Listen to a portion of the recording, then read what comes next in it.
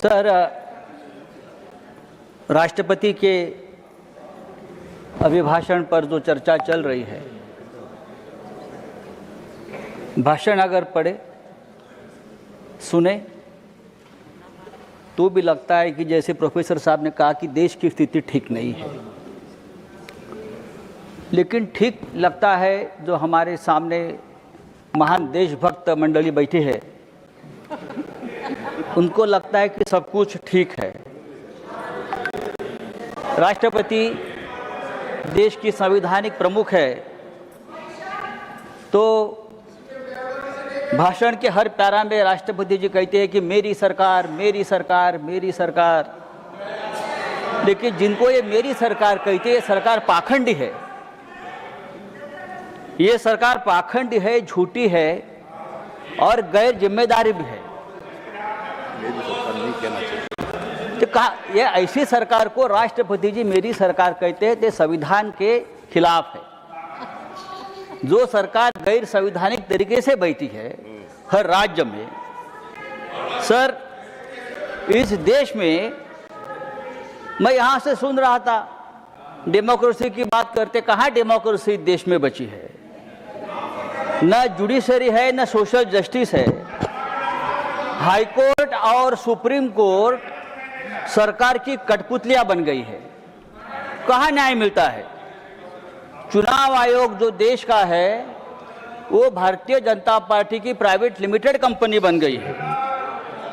कहाँ न्याय मिलेगा आपको? सोनम वांगचुक कहाँ है? सोनम वांगचुक कहाँ है? आप देशभक्त है ना, आप मुझे बताइए सोनम वांगचुक का क्या हुआ? उनकी हालत क्या है? क्या वो जिंदा भी है? मुझे मालूम नहीं, कहाँ है वो? देखिए उनका अपराध क्या है? उनका अपराध है कि हमारी जमीन चीन ने कब्जा कर ली है। ये बात उसने कह दी तो उसको देशद्रोही बताकर जेल में डाल दिया। क्या ये डेमोक्रेसी है? मुझे लगता है सर ये डेमोक्रेसी की व्याख्या, डेफिनेशन नहीं है। राष्ट्रपति के भाषण में वही घिसी पिटी घोषणाएं हैं।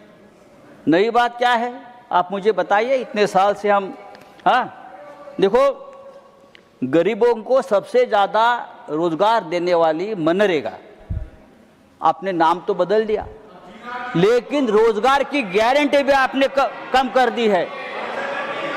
किसानों को रोजगार मिलता था वो गारंटी आपने कम कर दी। हमारे मराठवाड़ा, महाराष्ट्र में मराठवाड़ा में 2025 में 3000 किसानों ने आत्महत्या की है। 3000। सर देखो आप सुनने की आदत रखनी चाहिए। आप सत्ताधारी है, आपकी सरकार है, आपको हमारी बात सुनने की अगर आप आदत डाले तो डेमोक्रेसी और मजबूत हो जाएगी। सर मैं और एक बात आपके सामने रखता हूँ। ये सरकार पूरी तरह से भ्रष्टाचारियों से घिरी है। पूरे देश भर के भ्रष्टाचारी एक साथ लाकर अपने सरकार बनाते हैं, सरकार तोड़ते हैं, सांसद को विधायक खरीद लेते हैं। हम चुनकर लाएंगे, आप रेडीमेड खरीद लेंगे। पहले नेताओं को हम बनाते थे, अब नेताओं को हम खरीद लेते हैं। यह आपकी डेमोक्रेसी है। सर आज मुझे अजीत पवार जी की याद आ रही है। फिर हमारे बड़े नेता थे महाराष्ट्र के, आपके साथी भी रहे हमें आज बहुत सालों से, 3 साल से। दुर्भाग्यपूर्ण तरीके से उनकी मौत हो गई। आज भी हम लोग सदमे में है कि ये कैसा हो गया। इतना एक दमदार आदमी, जिस तरह से उनकी मौत हो गई, दुर्घटना हो गई, आज भी हम लोग सदमे में। अजीत टाइम खत्म हो गया, ठहरो सर। अजीत पवार के ऊपर 70,000 करोड़ के सिंचाई घोटाले का आरोप किया था आपकी सरकार ने, आपकी सरकार ने किया, लेकिन वो भारतीय जनता पार्टी के साथ आ गए और पवित्र हो गए। 15 जनवरी को अजीत पवार जी ने एक बयान दिया था। 15 जनवरी को अजीत पवार ने बयान दिया था और भारतीय जनता पार्टी को एक जवाब दिया था। आप सब्जेक्ट के बाहर क्या कहा था कि अगर आप सिंचाई घोटाले का आरोप करते हो, ये विषय नहीं है, सिंचाई घोटाले का आरोप करते हो तो सिंचाई घोटाले का पैसा हमने नहीं खाया है। भारतीय जनता पार्टी ने भी इस सिंचाई घोटाले में जमकर पैसा खाया है और भारतीय जनता पार्टी की फाइल मेरे पास है। ये अजीत पवार का बयान 15 जनवरी को आया है और उसके बाद 10 दिन बाद अजित पवार की विमान दुर्घटना में मौत होती है।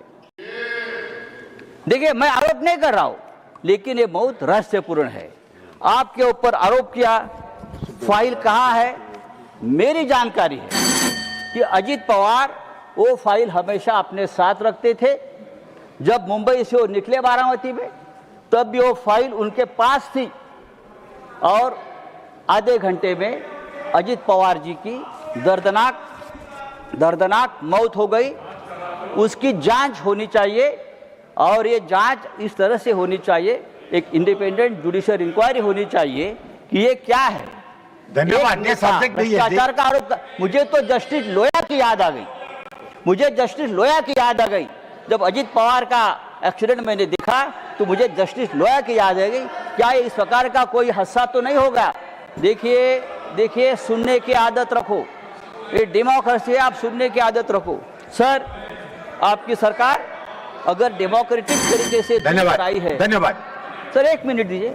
नहीं, एक मिनट भी नहीं है अभी। सर, हाउस एडजॉर्न करना है। सर, समाप्त कीजिए। ये सरकार हिंदुत्व की बात करती है, लेकिन इस देश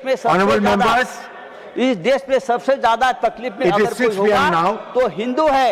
हिंदू में हिंदू गंदे पानी पीकर मरता है। लखनऊ में हिंदू कब सिर्फ पीकर मरता है और बांग्लादेश में हिंदू को मार दिया जाता है। और देश के प्रधानमंत्री और देश की सरकार उसके ऊपर चुप बैठी है। सर, आदरणीय राष्ट्रपति जी ने अगर इस बात का जिक्र किया होता तो हम बहुत आपके स्वागत करता। धन्यवाद। Now special mention doctor